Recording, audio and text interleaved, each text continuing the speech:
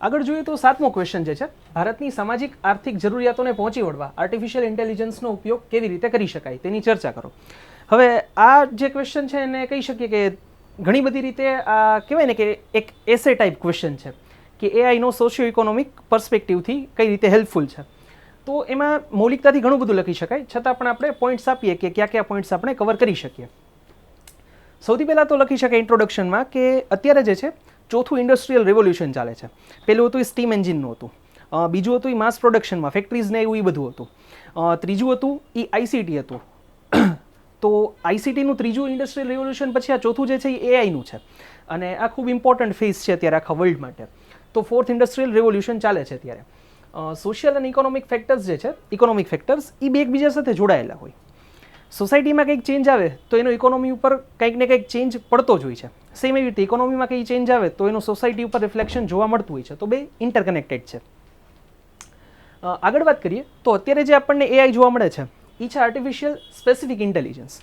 કે અત્યારે આપણી પાસે કંઈ પણ એક ટાસ્ક આપેલો છે એને પૂરો કરવા માટે આર્ટિફિશિયલ સ્પેસિફિક ઇન્ટેલિજન્સ છે કે એ એક સ્પેસિફિક વસ્તુ માટે કામ કરે છે. હવે જે આગળનો ફ્યુચરનો ટાઈમ આવવાનો છે એ છે આર્ટિફિશિયલ જનરલ ઇન્ટેલિજન્સ કે અને એ કહી શકાય ને કે આખું એક બહુ એક મોટો ચેન્જ લઈ આવશે સોસાયટી માટે.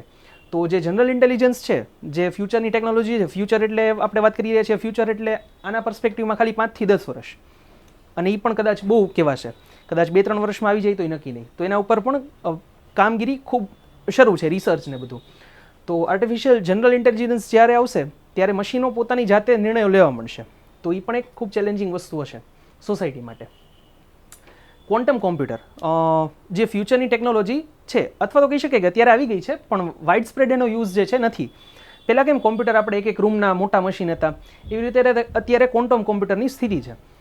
ફ્યુચરમાં ટાઈમ એવો આવશે કે ક્વોન્ટમ કોમ્પ્યુટરની સાઇઝ પણ આપણા પીસી જેવી થઈ જશે, પીસી અથવા લેપટોપ જેવી. તો ક્વોન્ટમ કોમ્પ્યુટર કઈ રીતે કામ કરે કે જે પાર્ટિકલ્સ છે એને બહુ ઠંડા તાપમાન ઉપર લઈ જવા પડે અને પછી જે છે એનું આખું પ્રોગ્રામિંગ ને બધું થાય. તો એટલા માટે ક્વોન્ટમ કોમ્પ્યુટર જે છે અત્યારે આપણી પાસે જનરલી લોકો પાસે ઉપલબ્ધ નથી, પણ ફ્યુચરમાં જ્યારે ક્વોન્ટમ કોમ્પ્યુટર્સ એટલા અવેલેબલ થઈ જશે લોકો માટે, પબ્લિક માટે, અને એમાં સાથે જો એઆઈ આવી જશે તો એ એક ખૂબ અલગ ટેકનોલોજી હશે અને માણસ ત્યારે કહી શકાય કે એનું કામ ઘણું બધું ઘટી જશે. તો એના સોસાયટી ઉપર ચેન્જ જોવા મળશે, આપણે કહી શકીએ કે એમ્પ્લોયમેન્ટમાં, અને એના કારણે જ ઇકોનોમિક ચેન્જીસ પણ જોવા મળશે. તો ક્વોન્ટમ કોમ્પ્યુટરમાં પણ એઆઈનો યુઝ થશે. ગવર્નન્સમાં પણ એઆઈનો યુઝ થઈ શકે. ગવર્નન્સમાં આપણી જે કંઈ પણ કહી શકીએ કે યોજનાઓ છે તો એ પૂરી પાડવામાં, લોકોને પહોંચાડવામાં પણ લાસ્ટ માઇલ ડિલિવરી જેની વાત સરે જે પબ્લિક એડમિનિસ્ટ્રેશનવાળું જે છે એમાં પણ એક ક્વેશ્ચન હતો, એમાં પણ સરે વાત કરી રહી હતી કે લાસ્ટ માઇલ ડિલિવરી કે છેવાડાના વ્યક્તિ સુધી જે પણ સરકારની યોજના છે એનો લાભ પહોંચ્યો છે કે નહીં એ જાણવા માટે પણ એઆઈનો ઉપયોગ થઈ શકે ગવર્નન્સમાં અને last mile delivery. Weather report અને ફાયર સેફ્ટી. ફાયર સેફ્ટીમાં મેં વચ્ચે જ્યારે આપણે રાજકોટમાં દુર્ઘટના ગઈ હતી ત્યારે એક વિડીયો આવ્યો હતો, સાચો ખોટો ખ્યાલ નથી કઈ રીતે. એક બહુ મોટો મોલ હતો, તો ઉપર જે છે ને એક આખું રાખેલું હતું પાણીનો પંપ. હવે એક જગ્યાએ ટેસ્ટિંગ માટે આગ લગાડી, તો એ શું કરે, ડિટેક્ટ કરે કે ગેસને કે કઈ રીતે આવે છે, અથવા તો કહી શકાય કે અગ્નિને, અને તરત ત્યાં એને જોઈ અને સીધો સ્પ્રે કરવાનું શરૂ કરી દે. જે ફાયર અલાર્મની સિસ્ટમ આપણી બધી જગ્યાએ પણ હોય છે, પણ આમાં એનો એઆઈનો યુઝ કર્યો હતો. જે રેગ્યુલર ફાયર અલાર્મની સિસ્ટમ પણ આવી કંઈક રીતે જ કામ કરતી હોય છે, પણ જો એમાં એઆઈ યુઝ કરી શકીએ તો આપણે ફાયર બ્રિગેડને એ આવે અને એ કામ શરૂ કરી પહેલાં ઘણું બધું આપણે કામ એની જાતે થઈ ગયું હોય તો ત્યાં યુઝ થઈ શકે. બીજું છે વેધર રિપોર્ટમાં, જે એક્યુરેટ વેધર રિપોર્ટ છે એમાં પણ એઆઈનો ખૂબ મોટો યુઝ થઈ શકે, જે સેટેલાઇટ ટેકનોલોજી છે એમાં પણ એની સાથે. ડેટા પ્રોસેસિંગ અને એનાલિસિસ ખૂબ મોટો એક આખો કહી શકે કે આખો વર્ગ છે કે જે ડેટા પ્રોસેસિંગ અને એનાલિસિસમાં અત્યારે કામ કરે છે, કે જેને મેન્યુઅલી ઘણું બધું કરવું પડે છે. જો એ ડેટા પ્રોસેસિંગ અને એનાલિસિસ પણ એઆઈ થ્રુ થવા મળશે, ઘણું બધું થાય છે અત્યારે, પણ જો એમાં પણ આનો ઉપયોગ વધશે તો એના કારણે પણ આપણને ઘણા બધા ચેન્જીસ જોવા મળશે. ફોટો એડિટિંગ, જે પહેલાં કહેવાય ને એક બહુ લાંબી પ્રોસેસ હતી, અત્યારે તો મોબાઈલમાં એની જાતે થઈ જાય છે. તમે ફોટો પાડો ને સીધો એઆઈનો ઓપ્શન હોય, જાતે એડિટ થઈ અને વ્યવસ્થિત ફોટો તમારી સામે આવી જાય. જે તેના લેટેસ્ટ 1.5-2 લાખના ફોન હોય છે તો એમાં આ અત્યારે ફીચર અવેલેબલ થઈ ગયું છે. તો ફોટો એડિટિંગ જે છે એ કામ ધીમે ધીમે ઓટોમેટિક થવા માંડ્યું છે. ગ્રાફિક ડિઝાઇનિંગ અને મેડિસિનમાં, એટલે ગ્રાફિક ડિઝાઇનિંગ આપણી સાથે ફોટો એડિટિંગની એ બધા સાથે જોડાયેલો ટોપિક છે, તો એમાં પણ એનો ખૂબ મોટો ઉપયોગ થશે. મેડિસિનમાં પણ જે છે એઆઈ ઘણી બધી રીતે ઉપયોગી છે. જે વાત થઈ એમ કે યુપીએસસી ક્વેશ્ચન આનો જ પૂછ્યો હતો કે ક્લિનિકલ ડાયગ્નોસિસમાં એઆઈનો ઉપયોગ કઈ રીતે થાય છે. 2023માં ક્વેશ્ચન હતો ને એની સાથે જ આ વાળો ક્વેશ્ચન જોડાયેલો છે. તો અને એમાં અને સર્જરીમાં, તો એમાં અત્યારે ઓલરેડી ઉપયોગ શરૂ થઈ ગયો છે મેડિસિન અને સર્જરીમાં. તો આશા કરીએ છીએ તમને પસંદ આવે છે લેક્ચર સિરીઝ. કોઈ ક્વેશ્ચન હોય કમેન્ટ સેક્શનમાં પૂછી લેજો. ચેનલ સબસ્ક્રાઇબ ન કરી હોય તો કરી લેજો. મિત્રો સાથે શેર કરવાનું ભૂલતા નહીં. અને આપણી બંધારણ લેક્ચર સિરીઝ આવી ગઈ છે, ન જોઈ હોય તો જોઈ લેજો. વૈદિક મેથ્સની લેક્ચર સિરીઝ મારા ફાધરની યુટ્યુબ ઉપર પડી છે, એ પણ જોઈ લેજો. બંનેના કોર્સીસ એપ્લિકેશન ઉપર આવી ગયા છે. ફક્ત આ 2 સબ્જેક્ટના કોર્સીસ પરચેસ કરી લેશો તો પણ તમારી આવનારી એક્ઝામ ક્લિયર કરવામાં 40% જેવી મદદ મળી જશે તમને. જીપીએસસી ક્લાસ 1ની પ્રિલિમ્સ કયો, એસટીઆઈની પ્રિલિમ્સ કયો કે પછી પીએસઆઈ કોન્સ્ટેબલ કયો, તો બધી એક્ઝામમાં તમને ખૂબ કામ લાગશે. તો ન કર્યા હોય તો કોર્સીસ પરચેસ કરી લેજો, ખૂબ ફાયદો થશે તમને. કન્ટિન્યુ કરીએ છીએ આજના લેક્ચરથી.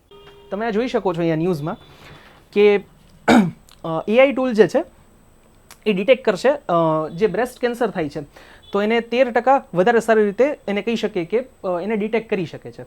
તો એઆઈ ટૂલનો ઉપયોગ ખૂબ વાઇડ સ્પ્રેડ થઈ ગયો છે સર્જરી અને મેડિસિનમાં. તમે જોઈ શકો છો આ જે ગાંઠ છે એ અહીંયા દેખાતી નથી, તો 4 વર્ષ પહેલાં કેવડી મોટી થઈ શકશે ને એ પ્રેડિક્ટ કરી લીધું ને એને ખબર પડી ગઈ ઓકે અહીંયા જે છે ગાંઠ છે.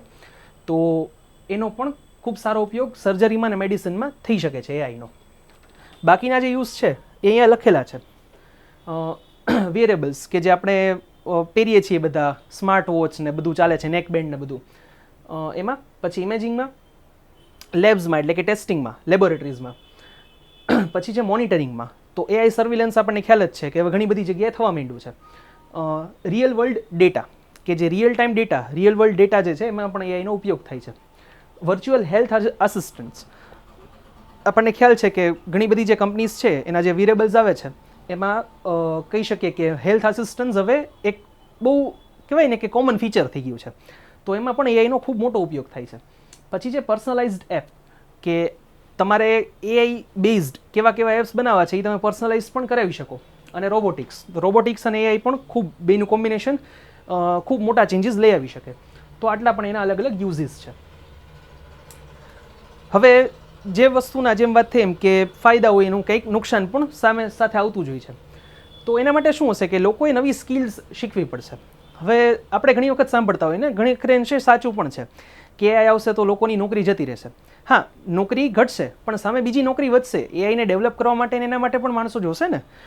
એક ટાઈમ એવો આવ્યો તો એક્ઝામ્પલ લઈ શકીએ કે કોમ્પ્યુટર આવ્યા તો ત્યારે એમ થતું કે એકાઉન્ટન્ટ જે છે હવે એ બધા નવરા થઈ જશે. એવું નથી, લોકોને ઉલટાનો ફાયદો થયો છે કોમ્પ્યુટરનો. એકાઉન્ટન્ટની જોબ જ જતી રહે એવું નથી ને. આપણે જોઈએ છીએ એકાઉન્ટન્ટ હજી કામ કરે જ છે પણ પહેલાં એ મેન્યુઅલી કરતા ને હવે કોમ્પ્યુટર એની હેલ્પ કરે છે. તો કંઈક એના જેવી વાત છે કે લોકોએ સ્કિલ શીખવી પડશે. ત્યારે કોમ્પ્યુટર નહોતા આવડતા એટલે લોકોને એમ થતું કે નોકરી જતી રહેશે ને બધું. થોડો ઘણો ફેરફાર જેમ વાત થઈ એમ કે થશે જ 100% જોબમાં, એમ્પ્લોયમેન્ટમાં. પણ એની સાથે લોકો નવી સ્કિલ એડેપ્ટ કરી લેશે તો એની સાથે એનો ઘણો ઉપયોગ પણ થઈ શકશે. તો ચેલેન્જીસમાં સૌથી પહેલું અનએમ્પ્લોયમેન્ટ લખી શકાય કે જે જોવા મળશે. સૌથી મોટો કન્સર્ન જે છે એઆઈથી છે પ્રાઇવેસી ઇશ્યુઝ. જે આપણે ડીપ ફેક ટેકનોલોજી આપણે અત્યારે ઘણા બધા કેસીસ સાંભળ્યા છેલ્લા થોડા ઘણા ટાઈમમાં. તો એ પણ એક ખૂબ આપણા માટે સૌથી મોટો ચેલેન્જિંગ પોઈન્ટ છે. કારણ કે પ્રાઇવેસી અત્યારના સમયમાં સૌથી ઇમ્પોર્ટન્ટ છે, જે સામાન્ય લોકો એનાથી અવેર નથી હોતા. સાયકોલોજીકલ કન્સર્ન્સ, જ્યારે કોઈ સાથે ફ્રોડ કે એવું કંઈક થાય છે ત્યારે એની માનસિક પણ ઘણી અસર થતી હોય છે ઇન્ડિવિજ્યુઅલ ઉપર, વિક્ટિમ ઉપર. તો એ પણ એક સાયકોલોજીકલ કન્સર્ન્સ પણ છે. અને સેમ કે નવી કંઈ ટેકનોલોજી આવે ને લોકો જોબનો ટૂંકમાં અનએમ્પ્લોયડ થઈ જાય તો શું થાય, એના પણ સાયકોલોજીકલ કન્સર્ન્સ આખા ફેમિલી ઉપર છે. અત્યારના પ્રોબ્લેમ સાયકોલોજીકલ વધારે થઈ ગયા છે. તો એ પણ એક એંગલ છે. મોરલ અને એથિકલ, ઘણા નિષ્ણાંતોના મતે આના મોરલ અને એથિકલ કઈ રીતે, તો કે ફોર એક્ઝામ્પલ રોબોટ અત્યારે સર્જરી કરવા માંડ્યા છે. તો રોબોટ ક્યાંક જરૂરી હોય સર્જરી ન કરે અથવા તો ન જરૂર હોય સર્જરી કરી નાખે તો મોરલ એથિકલ કન્સર્ન્સ પણ આના ઘણા બધા છે. અને યુપીએસસીમાં પણ એક જે એક્ઝામ હતી એમાં ફેશિયલ રેકગ્નિશનમાં આનો ઉપયોગ કરેલો હતો એઆઈનો. તો આ છે ને બે ધારી તલવાર છે. એક રીતે જોઈએ તો આપણે શું થાય કે ચીટિંગ અટકી જાય, પણ બીજી રીતે શું થાય ઘણી વખત ડિટેક્ટ નથી કરી શકતું. તો ટેકનોલોજીની એક્યુરેસી નથી, એના કારણે જે છે આપણને કહી શકાય કે આ બે ધારી તલવાર છે. ક્યાંક ફાયદો પણ કરાવી દે અને ક્યાંક નુકસાન પણ કરી શકે. તો ઓવરઓલ આ થોડોક એસે ટાઈપ ક્વેશ્ચન હતો કે જેને તમે ફ્રીલી કંઈ પણ વાંચ્યા વગર, તમને ખાલી એઆઈ શું છે અત્યારના છોકરાઓને ખબર જ હોય આપણને, તો ખાલી ખબર હોય ને તો થોડુંક વિચારીને જાતે ક્વેશ્ચનનો આન્સર લખી શકાય, કાંઈ સ્પેસિફિકલી વાંચવાની આ ક્વેશ્ચન માટે જરૂર નહોતી. તો આ 7મો ક્વેશ્ચન હતો.